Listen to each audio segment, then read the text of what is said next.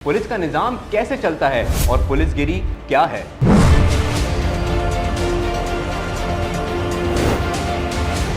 Full fry half fry भी उनके भी उन्होंने रेट तक मुकर्रर किए हुए हैं कि घुटने में गोली मारनी है, उससे नीचे मारनी है, घुटने का इतना पैसा लेंगे और नीचे का इतना पैसा लेंगे।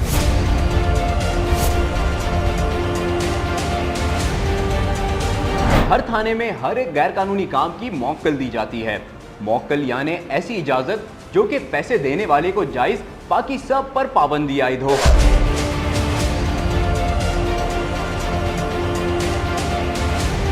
ऐसे जो जब कोई थाना लेता है तो पैसे देता है 3 महीने के, भाई 3 महीना मुझे हर सूरत में रहना है।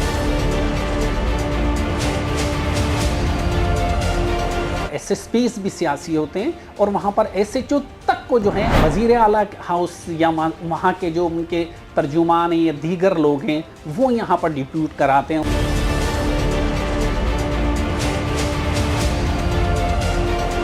अगर यूं कहा जाए कि चंद सियासतदानों का किचन ही पुलिस अफसरान की ट्रांसफर और पोस्टिंग से चलता है तो शायद गलत ना होगा। SSP से लेके बड़ा मुंशी, छोटा मुंशी, उनके भी पैसे होते हैं, अलग अलग रेट रखे हुए हैं।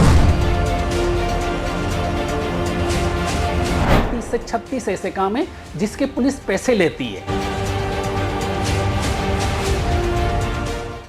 है तो मुहाफिज, काम है मुआशरे से जराइम और गैर कानूनी इक़दामात का खात्मा। लेकिन फिर लोग इनसे खौफ क्यों खाते हैं? तनख्वाह लेते हैं जराइम को रोकने की, फिर पैसे लेकर इसी की इजाज़त क्यों देते हैं? पुलिस का निज़ाम कैसे चलता है और पुलिसगिरी क्या है? सिस्टम ये होता है कि भाई हमारे यहाँ क्या पूरे पाकिस्तान के अंदर IGs लगते हैं वही सियासी तौर पे लगते हैं। वही कहा ये जाता है कि बहुत बड़ी हाई लेवल के ऊपर जो सियासत के जो काम करने वाले होते हैं, सियासतदान होते हैं, उनके कहने पे IGs को यहाँ पर डिप्यूट किया जाता है। फिर उसी तरह से जब IG लगाएगा तो फिर IG के से काम भी लिया जाएगा, जो फिर इसीलिए मुख्तलिफ इलाकों के अंदर, जो मुख्तलिफ शहरों के अंदर और वहाँ पर SSPs भी सियासी होते हैं और वहाँ पर SHO तक को जो है वो वज़ीर आला हाउस या वहाँ के जो उनके तर्जुमान या दीगर लोग हैं वो यहाँ पर डिप्यूट कराते हैं और उनसे अपने काम लेते हैं। तो जब सियासी तौर के ऊपर पुलिस एहलकार लगेगा वो तो फिर अपने तौर पे ही वो तो पैसे कमाने के लिए, क्योंकि वो सियासी तौर पे क्या वो पैसे देकर ही आया हुआ होता है यहाँ पर इस सीटों के ऊपर।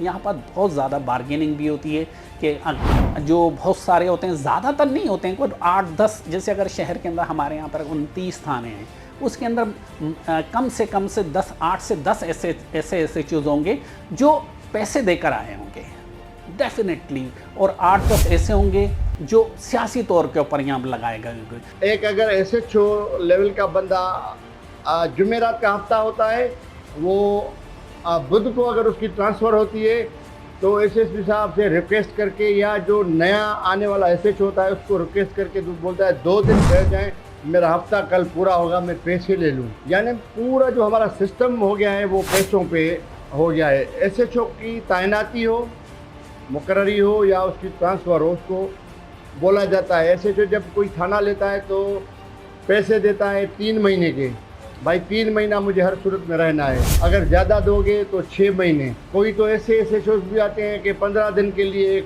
कोई बड़ा इशू होता है, उनको पता है कि ये केस चल रहा है फना थाने पे, तो 15 दिन के लिए आ जाता है। वो केस के सिलसिले में उसमें घुस जाता है, पैसे वैसे लेके फिर बोलता है SSP साहब को भले अभी मुझे ट्रांसफ़र कर दें। ये हमने खुद कानून बनवाए हैं।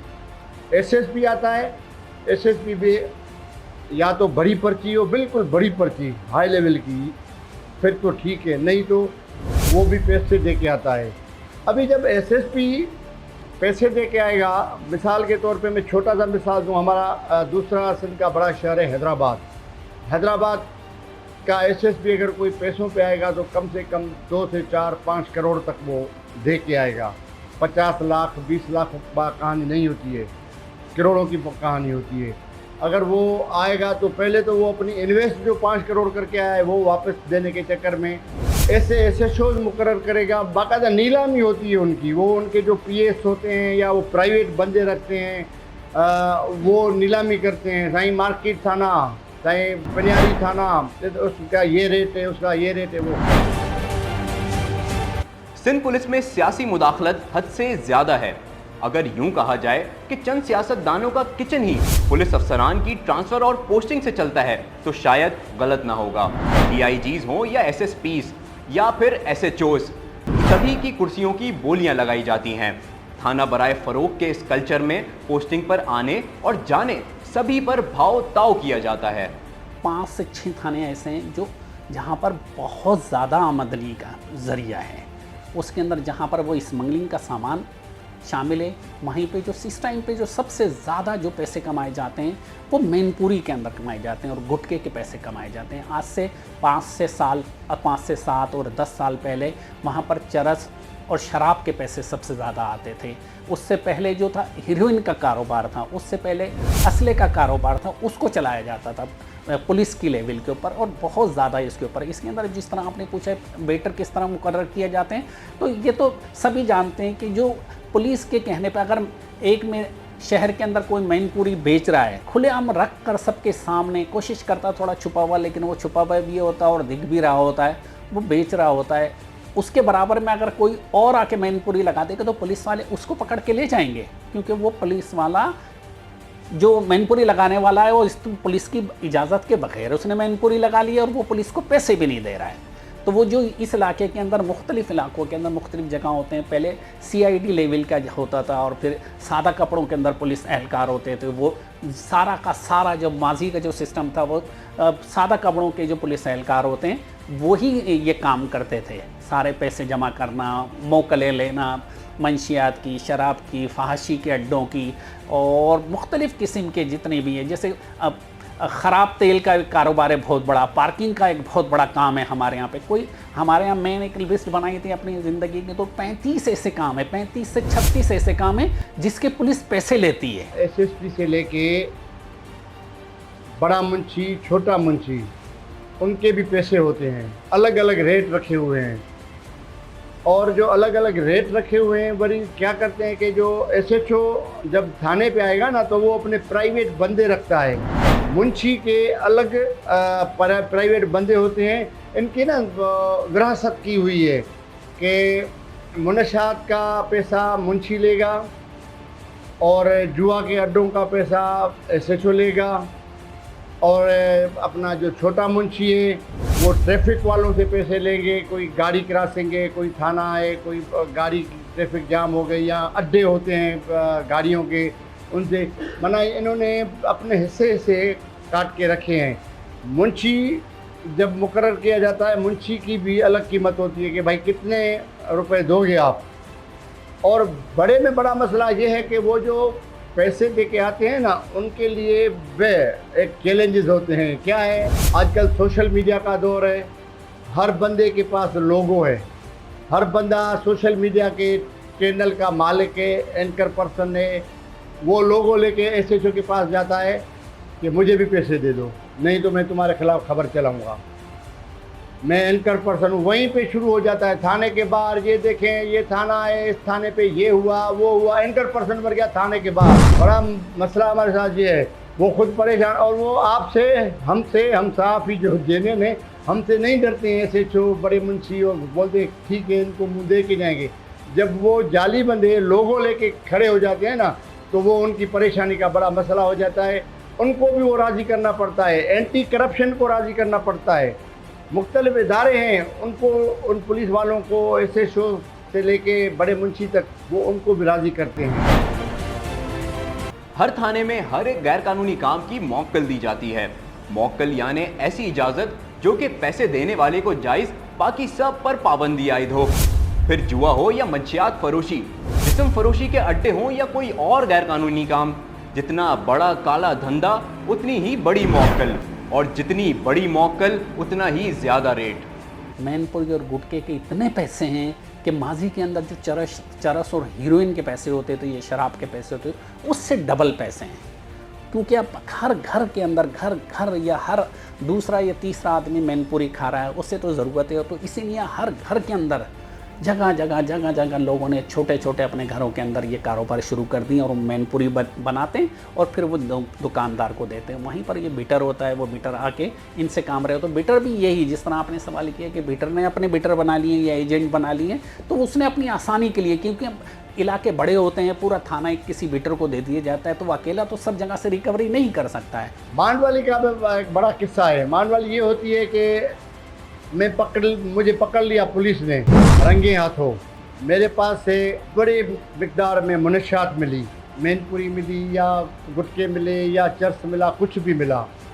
तो जब मुझे जिन्होंने पकड़ा है, एक उनको पता, एक मुझे पता, और वो जल्दी में ऊपर नहीं बताते अफसरान को, वायरलेस पे एसएसपी को नहीं बताते कि हमने एक बंदा पकड़ा है जिससे मुनशात बड़े तादाद में मिली है, वो नहीं बताते।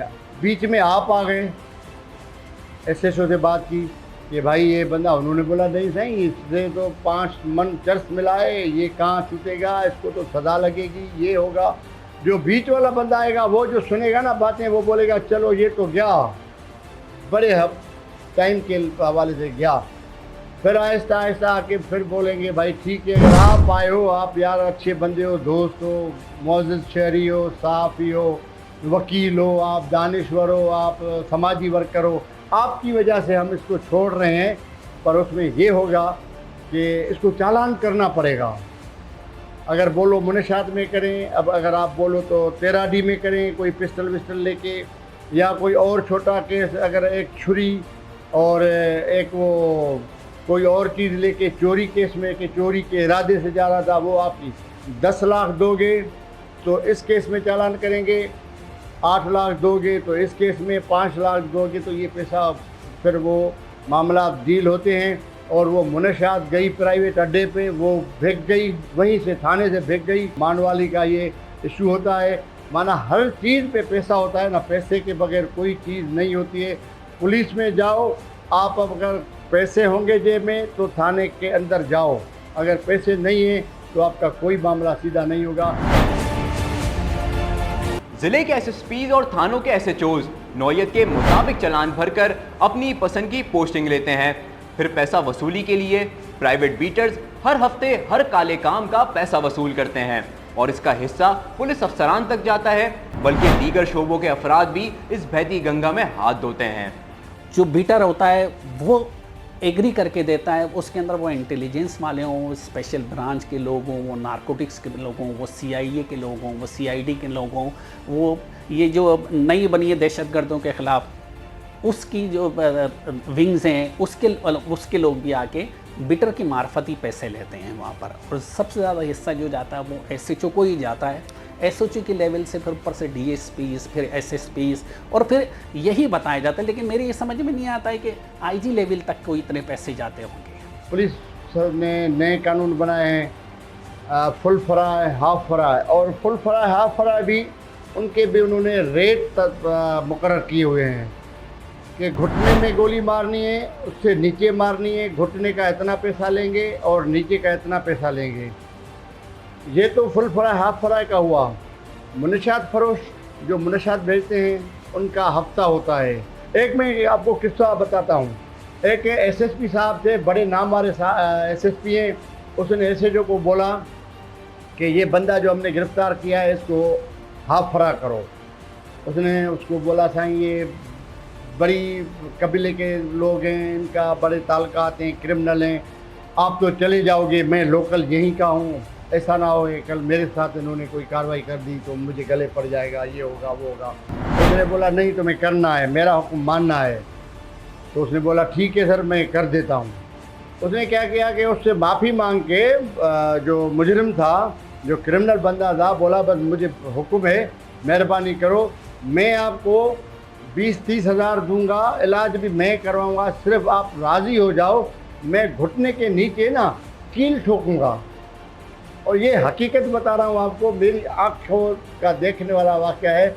उसको कील ठोक के उससे खून निकाल के डॉक्टर के पास ले गया। डॉक्टर से बोला इसकी पट्टी वट्टी बांधो, और वो उसने एक फ़ोटो खींच के SSP साहब के वहाँ भेज दिया। सही मैंने इसको हाफ फराय कर दिया, घुटने में मारा है। SSP को पता चला अरे ये तो घूम रहा है, इसको तो हाफ फराय किया ही नहीं है।